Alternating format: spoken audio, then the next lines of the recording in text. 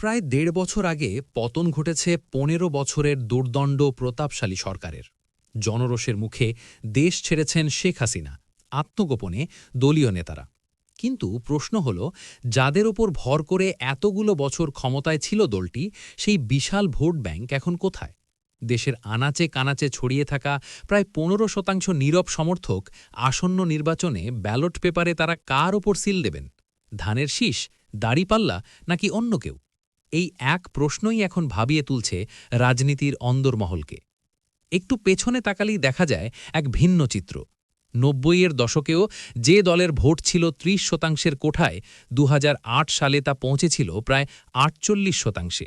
যদিও ২৪-এর গণ অভ্যুত্থান এবং পূর্ববর্তী দুইটি বিতর্কিত নির্বাচন সেই সমীকরণ অনেকটাই অস্পষ্ট করে দিয়েছে, তবুও বিভিন্ন জরিপ বলছে বিপর্যয়ের পরেও দেশের প্রায় ১৫% মানুষ দলটির অন্ধ সমর্থক।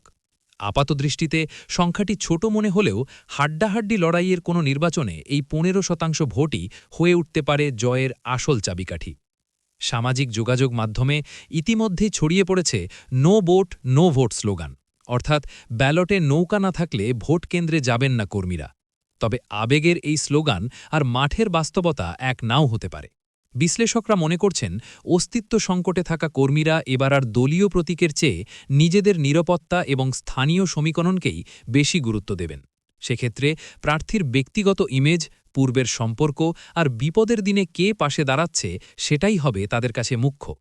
রাজনৈতিক দাবার চালে এই সুযোগ কাজে লাগাতে চায় সব পক্ষই। আওয়ামী লীগ নিষিদ্ধের প্রশ্নে জামায়াত যতটা কঠোর অবস্থানে, বিএনপি সেখানে বেশ কৌশলী। আর এই নমনীয়তাই হয়তো আওয়ামী ভোটের একাংশকে ধানের শীষের দিকে টানতে পারে। তৃণমূলের অনেক কর্মী ইতিমধ্যেই নিরাপত্তার স্বার্থে বিএনপি শিবিরে ভিড়ছেন, এমন খবরও পাওয়া যাচ্ছে।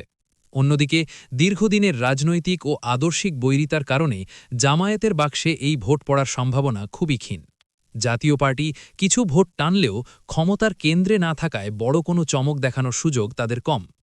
শেষ পর্যন্ত নিষিদ্ধ ঘোষিত একটি দলের বিশাল এই সমর্থক গোষ্ঠী কি ভোট বর্জন করবে, নাকি কৌশলগত কারণে বেছে নেবে নতুন কোনো ঠিকানাকে? ২৪ জুলাই পরবর্তী বাংলাদেশে এটিই এখন নির্বাচনী রাজনীতির সবচেয়ে বড় অমীমাংসিত রহস্য।